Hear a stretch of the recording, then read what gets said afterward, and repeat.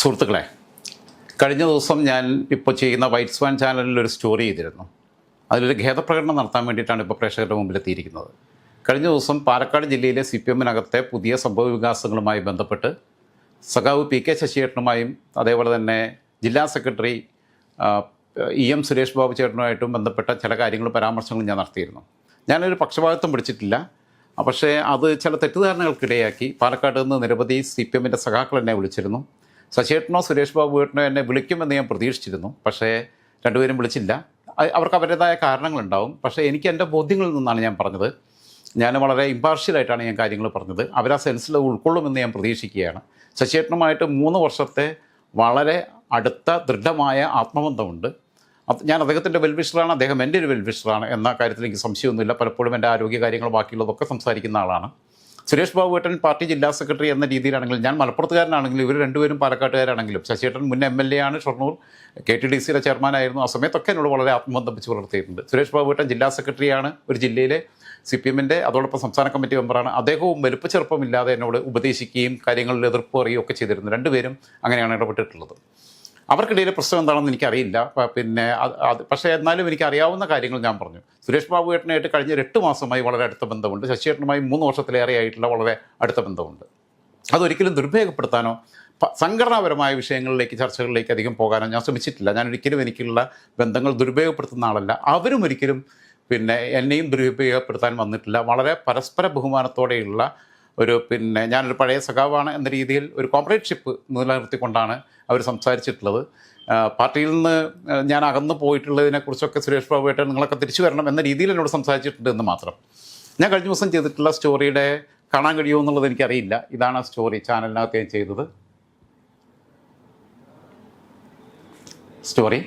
ഞാനത് വായിച്ച് കേൾപ്പിക്കാം. അതിൻ്റെ തമ്പിൽ കൊടുത്തിട്ടുള്ളത് ഞാനും വേറെ ഞങ്ങളുടെ ഒരു പയ്യനും കൂടി ഇരുന്നിട്ടാണ് ചെയ്തത്. തമ്പിൽ കൊടുത്തിട്ടുള്ളത് PK ശശിയും സുരേഷ് ബാബുവും സ്പിരിറ്റും. അദ്ദേഹം സ്പിരിറ്റ് കള്ളക്കടത്തിൻ്റെ ആളാണെന്നുള്ള ആരോപണത്തെ ഖണ്ഡിച്ചുകൊണ്ടാണ് ഞാനത് ചെയ്തിട്ടുള്ളത്.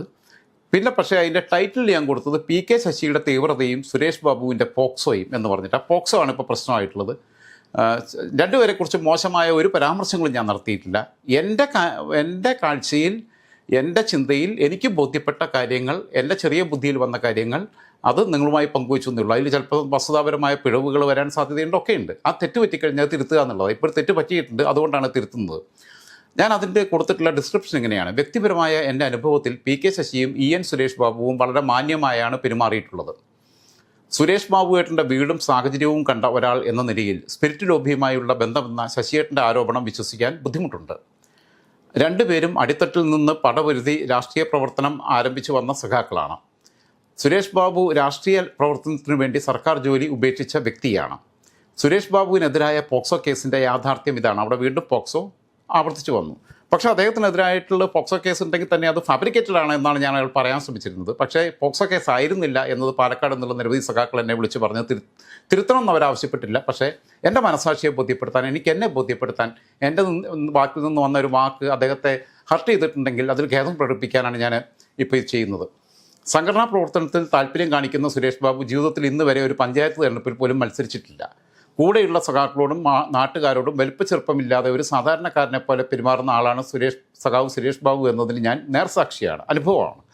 ശശിയേട്ടൻ്റെ കാര്യത്തിലും എനിക്ക് പേഴ്സണലി ഒരു നല്ല അനുഭവങ്ങൾ മാത്രമേ ഉള്ളൂ. കേരള രാഷ്ട്രീയത്തിന് ഹെഡ് മാഷ് എന്ന പുതിയ പ്രയോഗം സംഭാവന ചെയ്ത വ്യക്തിയാണ് സഖാവ് സുരേഷ് ബാബു. അറിയാലോ, നമ്മുടെ ഷാഫിയുടെ ബാംഗ്ലൂരിലേക്കുള്ള കൊണ്ടുപോകലൊക്കെ ഹെഡ് മാഷ് എന്നുള്ളത് രാഹുൽ മാങ്കൂട്ടത്തിൻ്റെ വിഷയം വന്നപ്പം പറഞ്ഞു വരുന്ന ഇതാണ്: പോക്സോ കേസ് ആയിരുന്നില്ല അത്. യഥാർത്ഥത്തിൽ ആ രീതിയിൽ ഞാൻ തെറ്റിദ്ധരിപ്പിക്കപ്പെട്ടതാണ്. അത് അദ്ദേഹം തമിഴ്നാട്ടിലേക്ക് പോകുന്നു. കാരണം നമുക്കറിയാം, ചിറ്റൂർ തമിഴ്നാട്ടോട് ചേർന്ന് നിൽക്കുന്ന സ്ഥലമാണ്. പൊള്ളാച്ചിക്ക് എവിടേക്കോ പോകുന്നു. ബൈക്കിലാണ് പോകുന്നത്. ബൈക്കിൽ പോകുമ്പോൾ ഒരു സ്ത്രീയും കുട്ടിയും കൂടി ഇങ്ങനെ വണ്ടിയുടെ വിലങ്ങി ചാടുന്ന സമയത്ത് അവർ ക്രോസ് ചെയ്തതാണ്. വണ്ടി വരുന്ന സമയത്ത് എടുത്തിയാടിയതാണ് ഒരു വിഭ്രാന്തിയോട് കൂടിയിട്ട്. അപ്പോൾ ആ സമയത്ത് സുരേഷ് ബാബു ഏട്ടൻ പെട്ടെന്നുള്ള ദേഷ്യത്തിൽ കാരണം വണ്ടി ഇടിച്ചു കഴിഞ്ഞാൽ പ്രശ്നമില്ല. അപ്പോൾ നമ്മളാണെങ്കിൽ വണ്ടി ഓടിക്കുമ്പം ശ്രദ്ധയില്ലാതെ വണ്ടിയുടെ മുമ്പിലേക്ക് ഒരാൾ വന്ന് ചാടിക്കഴിഞ്ഞാൽ, പ്രത്യേകിച്ചും ബൈക്കാണ്, നിയന്ത്രണം വിട്ടു പോകും. അല്ലെങ്കിൽ അവരെ ഇടിച്ച് അവർക്ക് എന്തെങ്കിലും പറ്റും, നമ്മൾ വിടാം, നമുക്ക് എന്തെങ്കിലും പറ്റും. ആ സമയത്ത് പെട്ടെന്നുള്ള ഒരു ദേഷ്യത്തിൽ എവിടെ നോക്കിയിട്ട് നടക്കണേ എന്നുള്ള രീതിയിലൊരു കമൻറ്റ് പറഞ്ഞു. പക്ഷേ അവർ തമിഴ്നാട്ടിലാണ്. അവിടെയുള്ള ആൾക്കാർ അപ്പുറത്തേക്ക് കൂടി അത് ഒച്ചയായി, ബഹളമായി, ചോദ്യമായി, തർക്കമായി.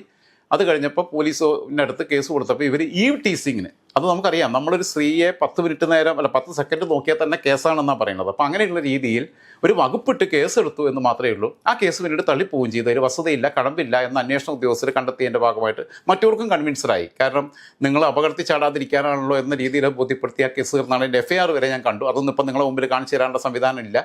നിങ്ങൾക്കറിയാം, എനിക്ക് എഡിറ്റിംഗ് ഇല്ല, ഒന്നുമില്ല. ഞാൻ മൊബൈലിൽ എടുക്കുന്നു, ആ സാധനം നിങ്ങളുടെ മുമ്പിലേക്ക് എയർ ചെയ്യുന്നു എന്നുള്ളതാണ്. അപ്പോൾ എന്തായിരുന്നാലും പോക്സോ എന്ന വാക്ക് ഞാൻ ഉപയോഗിച്ചത് അനുചിതമായി എന്ന ബോധ്യത്തിൽ നിൽക്കുന്നു. അത് പാലക്കാട് ജില്ലയിലെ സഖാക്കളെ, അതേപോലെ തന്നെ സഖാവ് EN സുരേഷ് ബാബുവേട്ടനെ, അദ്ദേഹത്തിൻ്റെ കുടുംബത്തെ വേദനിപ്പിച്ചെങ്കിൽ അവരോട് നിരുപാധികം മാപ്പ് പറയുകയാണ്. ഇത്തരം കാര്യങ്ങളിൽ കൂടുതൽ ജാഗ്രത പാലിക്കാൻ ശ്രമിക്കുന്നതാണ്. ഇതിനു മുമ്പും തെറ്റ് പറ്റിയിട്ടുള്ളപ്പോൾ അത് ഖേദപ്രകടനം നടത്താൻ ഞാനിതുവരെ ഒരു മടിയും കാണിച്ചിട്ടില്ല. എനിക്ക് ജീവിതത്തിൽ ഖേദപ്രകടനം നടത്തേണ്ടി വരാതിരുന്ന കേസുകൾ ഒരുപാടുണ്ട്. നിങ്ങൾക്കറിയാം, രാഹുൽ മാങ്കൂട്ടത്തിൻ്റെ അല്ലെങ്കിൽ ആ വിഷയത്തിൽ ഷാഫിയെക്കുറിച്ചൊക്കെ പറഞ്ഞതിൽ ഞാൻ അടിയുറച്ച് നിൽക്കുമ്പോൾ തന്നെ, ഷാഫിയുടെ കാര്യത്തിൽ കുറച്ച് അനുനയത്തിൻ്റെ വഴിയിലേക്കൊക്കെ എത്തിയിട്ടുണ്ട്. അടിയുറച്ച് നിൽക്കുമ്പോൾ തന്നെയും തെറ്റ് പറ്റിയാൽ അതിൽ ആ ഖേദപ്രകടനം നടത്തിയിട്ടില്ലെങ്കിലും ഒരു മനസാക്ഷി കുത്തുണ്ടാവും. എൻഡ് ഓഫ് ദി ഡേ സ്വസ്ഥമായി കിടന്നുറങ്ങാൻ കഴിയില്ല എന്നതുകൊണ്ടാണ് ഞാനിപ്പോൾ ഈ വീഡിയോ ചെയ്യുന്നത്. ഒരിക്കൽ കൂടി പ്രേക്ഷകരോടും സഖാവ് EN സുരേഷ് ബാബുവിനോടും അദ്ദേഹം പ്രതിനിധീകരിക്കുന്ന പാർട്ടിയിലെ സഖാക്കളോടും പ്രവർത്തകരോടും അദ്ദേഹത്തിൻ്റെ കുടുംബത്തോടും ആത്മാർത്ഥമായി മാപ്പ് പറയുകയാണ്.